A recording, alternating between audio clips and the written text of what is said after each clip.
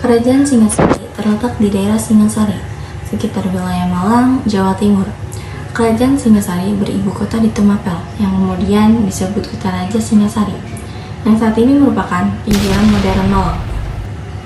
Dengan pusat kekuasaan berada di ibu kota Tumapel atau Raja Singasari, Kerajaan Singasari memiliki wilayah inti dan utama. Kekuasaannya berada di daerah sekitar Jawa Timur saat ini, dan sebagian daerah di timur Jawa Tengah selain itu. Kerajaan Singasari memiliki teritori di negara bawahan atau vassal berada di Bali, pesisir timur Sumatera Selatan, dan Jambi saat ini, pesisir barat Semenanjung, Malaya atau Johor dan Pahang saat ini, dan kepulauan di sekitarnya, pesisir selatan Kalimantan, dan beberapa wilayah pesisir selatan Sulawesi Selatan dan Maluku.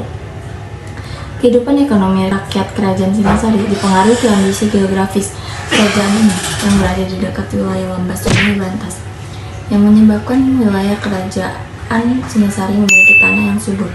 Karena itu, mayoritas rakyatnya bermata pencarian sebagai petani. Dengan adanya Sungai Brantas, ini pula dapat menjadi suatu jalur perdagangan dan logistik bagi wilayah Kerajaan Singasari. Dan dengan adanya jalur perdagangan dan logistik yang baik, tak sedikit pula yang berprofesi sebagai pedagang. Ken Arok atau Sri Rangga Rajasa atau Sri Girinata Putra lahir pada tahun 1182 di sekitar timur Gunung Kawi. Kehidupan Ken Arok diceritakan di Pararaton dan Negara Katagama. Ia memulai awal kehidupannya sebagai petani miskin di sekitar Sungai Brantas. Nama ayahnya ialah Sri Jayamata dan nama ibunya ialah Ken Endok. Awal kehidupan Ken Arok dimulai dari ditaruh di dekat pemakaman, lalu diambil oleh seorang penculik dan menjadi bapak angkatnya Ken Arok. Ia diajarkan untuk menjadi penculik handal sampai ia menjadi penculik terhebat di daerah Kediri. Banyak yang mencoba untuk menangkap dia, tapi gagal.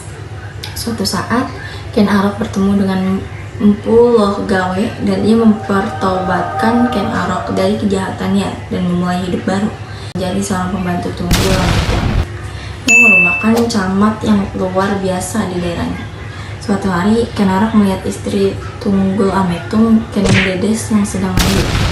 Ia jatuh cinta dan ingin merebut Ken Dedes dari Tunggul Ametung, tapi ia masih lemah. Ken Arok butuh sebuah senjata yang mampu membunuh Tunggul Ametung untuk mengambil Ken Dedes menjadi istrinya tanpa menjadi seorang kriminal. Ken Arok bertemu dengan Empu Gandring untuk menciptakan senjata yang sangat kuat dengan kekuatan mistis, tapi membutuhkan waktu selama 1 tahun untuk menjadikan senjata itu. Jadi, Ken Arok harus bersabar. 5 bulan kemudian, Ken Arok kembali kepada Empu Gandring dan sudah melihat bahwa bentuk dari senjata itu adalah keris, tapi masih belum selesai. Keris itu butuh beberapa bulan lagi untuk sempurna, tapi ia menjadi marah karena masih belum bisa dipakai, dan ketika sudah sempurna, Ken Dedes sudah melahirkan ahli waris dari Tunggul Ametung.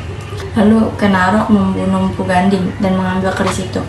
Sebelum Empu Gandring mati, ia mengutuk Ken Arok bahwa akan ada 7 raja yang akan mati, termasuk dirinya, dan keturunannya bakal mati karena keris itu.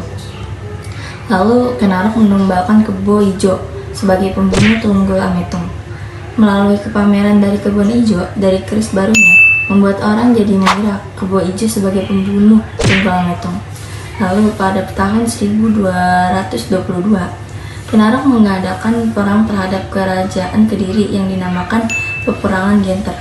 Sampai pada tahun 1223, kerajaan Kediri runtuh dan digantikan dengan kerajaan Singasari dan memulai Wangsa Rajasa.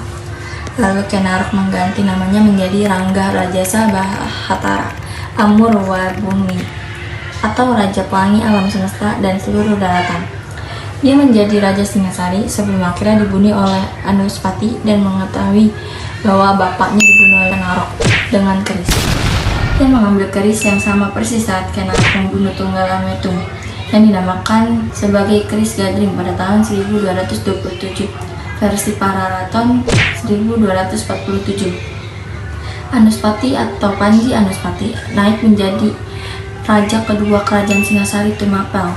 Ia merupakan anak yang merasa kurang kasih dari seorang ayah. Ia adalah anak dari Tunggul Ametung dan Ken Dedes, anak tiri dari Ken Arok. Ia meninggal pada tahun 1248 atau versi Pararaton 1268. Masa pemerintahannya diwarnai dengan penuh kegelisahan karena saudara tirinya bisa membunuh kapan saja. Anuspati menaruh pengawalan ketat di putrinya atau tempat tinggalnya, bahkan parit dalamnya juga. Anuspati tidak diketahui pembunuhnya, namun di kitab Pararaton menceritakan kalau dia dibunuh oleh Tohjaya atau Raja Kedari, negara boneka Singasari, ketika ia sedang adu ayam.